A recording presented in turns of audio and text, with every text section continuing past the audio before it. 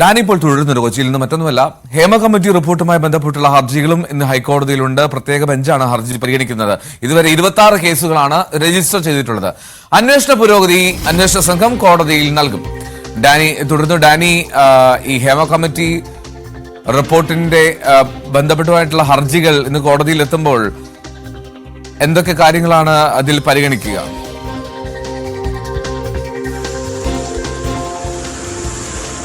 എൽദോ, ഇതുവരെ ഈ അന്വേഷണ സംഘം അത് വിവിധ കേസുകൾ രജിസ്റ്റർ ചെയ്തിട്ടുണ്ട്. ഇപ്പോൾ ഇത് പറയുന്ന പോലെ തന്നെ 26 കേസോളം രജിസ്റ്റർ ചെയ്തിട്ടുണ്ട്. ഈ കേസുകളിലുള്ള നടപടികൾ എന്തൊക്കെയാണ്? സംസ്ഥാനത്തിൻ്റെ വിവിധ ഭാഗങ്ങളിലായിട്ടാണ് ഈ കേസുകളടക്കം രജിസ്റ്റർ ചെയ്യപ്പെട്ടിട്ടുള്ളത്. ആ കേസിലെ തുടർ നടപടികൾ എന്താണ് എന്നതാണ്. നമുക്കറിയാം, പലരും തന്നെ ഈ കേസുമായി ബന്ധപ്പെട്ടുകൊണ്ട് ഇതിൽ അറസ്റ്റ് രേഖപ്പെടുത്തി ജാമ്യം കിട്ടുന്ന രീതിയിലേക്കെല്ലാം തന്നെ മാറിയിട്ടുണ്ട്. നടൻ മുകേഷ് അടക്കമുള്ളവർ, മറ്റ് നടന്മാർ അടക്കമുള്ളവർക്കെല്ലാം തന്നെ ഈ കേസുമായി ബന്ധപ്പെട്ട ജാമ്യം കിട്ടിയിട്ടുണ്ട്. സുപ്രീം കോടതിയാണ് സിദ്ദിഖിന് ജാമ്യം അനുവദിക്കുകയും ചെയ്തത്.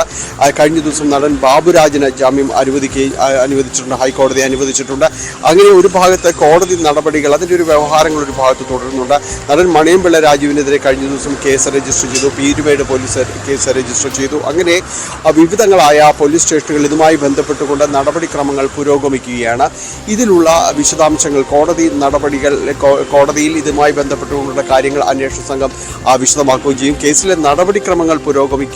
ചിലയിടങ്ങളിൽ അറസ്റ്റ് രേഖപ്പെടുത്തുന്നുണ്ടെങ്കിൽ പലരും തന്നെയും ഇതുമായി ബന്ധപ്പെട്ടുകൊണ്ട് ജാമ്യം നേടുന്ന ഒരു സ്ഥിതിയെല്ലാം തന്നെ നിലവിലുണ്ട്. അതിന് പ്രധാനമാകുന്നത് ഇതിൽ പലരും തന്നെ പരാതി ഉന്നയിക്കുന്നത് നാളുകൾക്ക് ശേഷമാണ് പരാതി ഉന്നയിക്കുന്നത് എന്നതാണ്.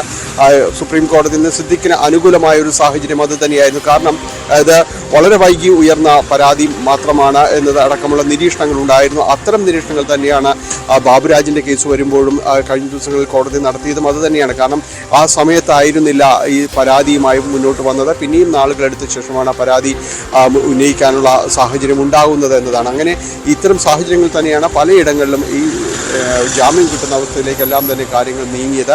അതിനിടയിൽ ആലുവയിൽ പരാതി നൽകിയ നടി, അവർ ഒരു ഘട്ടത്തിൽ ഈ പരാതിയിൽ നിന്നെല്ലാം തന്നെ പിന്മാറുന്നതായി അവർ പറഞ്ഞിരുന്നു. അവർക്ക് എതിരായി ഉയർന്ന പോക്സോ കേസ് ഉണ്ടായിരുന്നു. അതിൽ വേണ്ടത്ര രീതിയിലുള്ളൊരു പിന്തുണ സംസ്ഥാന സർക്കാരിൻ്റെ പോലീസിൻ്റെ ഭാഗത്ത് നിന്ന് കിട്ടിയില്ല. താൻ അതിൽ പരാതി നൽകിയിട്ടും വലിയ രീതിയിലൊരു അന്വേഷണം അക്കാര്യത്തിൽ നടക്കുന്നില്ല, തന്നെ മാത്രം ഇതിലേക്ക് വലിച്ചഴിക്കുന്ന പോലെയാണ് എന്ന് അവർ ഒരു ദിവസം അത്തരം കാര്യങ്ങൾ വെളിപ്പെടുത്തുകയും എന്നാൽ പിറ്റേ ദിവസം തന്നെ അവരത് പിൻവലിക്കുകയും ചെയ്തു. കുടുംബം തനിക്കൊപ്പമുണ്ട്, അതുകൊണ്ട് തന്നെ താൻ ഈ പരാതിയിൽ ഉറച്ചു നിൽക്കുന്നു എന്നതടക്കം അവർ കാര്യങ്ങൾ വിശദീകരിക്കുകയും ചെയ്തു. എന്തായാലും ഈ കാര്യങ്ങളെല്ലാം ഇതുമായി ബന്ധപ്പെട്ടുകൊണ്ട് നിലവിലെ പോലീസ് സ്റ്റേഷനിലുള്ള നടപടികൾ, അറസ്റ്റ്, അതോടൊപ്പം തന്നെ ജാമ്യം നേടുന്ന അവസ്ഥ, ഒപ്പം അന്വേഷണം തുടരുന്നു എന്നതാണ്. ഇതിൽ ഏറ്റവും പ്രധാനപ്പെട്ട ഒരു കാര്യം ഈ തെളിവ് വീണ്ടെടുക്കുക എന്നതടക്കമുള്ള കാര്യങ്ങളുണ്ട്.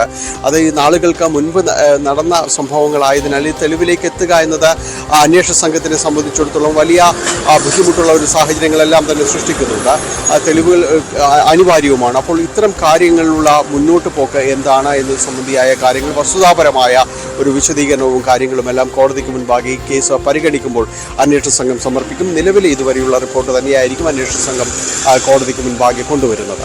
എൽദോ, ഈ പരാതിക്കാരിയുടെ നേരത്തെയുള്ള പിന്മാറ്റം, അതിൽ സർക്കാർ പോലും അതിൽ ഒരു വേണ്ടത്ര പിന്തുണ നൽകുന്നില്ല എന്നുള്ള തരത്തിൽ മാധ്യമങ്ങൾക്കെതിരെയും ഉണ്ടാകുന്ന വിമർശനം. അപ്പോൾ ഇക്കാര്യങ്ങളൊക്കെ ഈ ഹർജി പരിഗണിക്കുമ്പോൾ പരാമർശമായി വരാനുള്ള സാധ്യതയുണ്ടോ ഡാനി?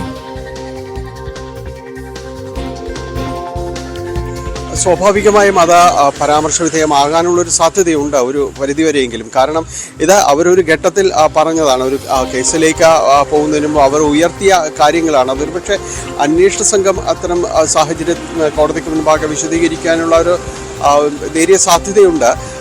എന്താണ് അവർ പറഞ്ഞത്? കാരണം അത് അന്വേഷണ സംഘത്തെ തന്നെ ബാധിക്കുന്ന കാര്യങ്ങൾ തന്നെയായിരുന്നു അവർ ഉയർത്തിയത്. ഏതെങ്കിലും രീതിയിൽ അത് പരാമർശ വിധേയം, കോടതി അതിൽ ഏതെങ്കിലും രീതിയിൽ അതിൽ ചോദ്യമായി ഉന്നയിക്കുന്നു എന്നതാണ് നമ്മളതിൽ നോക്കുന്നത്. കാരണം അവർ ഉയർത്തിയ ഒരു കാര്യം പ്രധാനപ്പെട്ടത്, അവർക്കെതിരെ ഒരു കേസ് ഉയർന്നു വന്നു, അവർക്കെതിരെ ഒരു പോക്സോ കേസ് ഉയർന്നു വരികയും ചെയ്തു. അതിൽ കൃത്യമായ ഗൂഢാലോചനകൾ അതിൽ ഉണ്ട് എന്നവർ പറയുന്നു. തന്നെ ഈ കേസിൽ കുടുക്കുവാൻ വേണ്ടിയുള്ള ആസൂത്രിതമായ ശ്രമങ്ങൾ ചിലരുടെ ഭാഗത്തുനിന്ന് ഉണ്ടാകുന്നു. എന്നാൽ അതിൽ വേണ്ട രീതിയിലുള്ളൊരു അന്വേഷണം ഇക്കാര്യത്തിൽ നടക്കുന്നില്ല.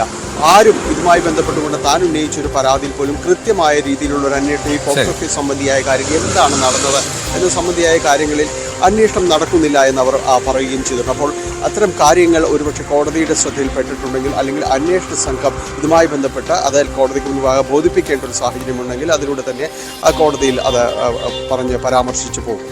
റൈറ്റ്, ജാനിപ്പോഴാണ് വിവരങ്ങൾ നൽകിയത്. എന്തായാലും ഹൈക്കോടതിയിൽ നിന്ന് നിർണായകമായിട്ടുള്ള ചില കേസുകൾ, നിർണായകമായിട്ടുള്ള വിവരങ്ങൾ വരാനുണ്ട്, വരും മണിക്കൂറുകൾ എന്നുള്ളതാണ് പ്രധാനപ്പെട്ട കാര്യം.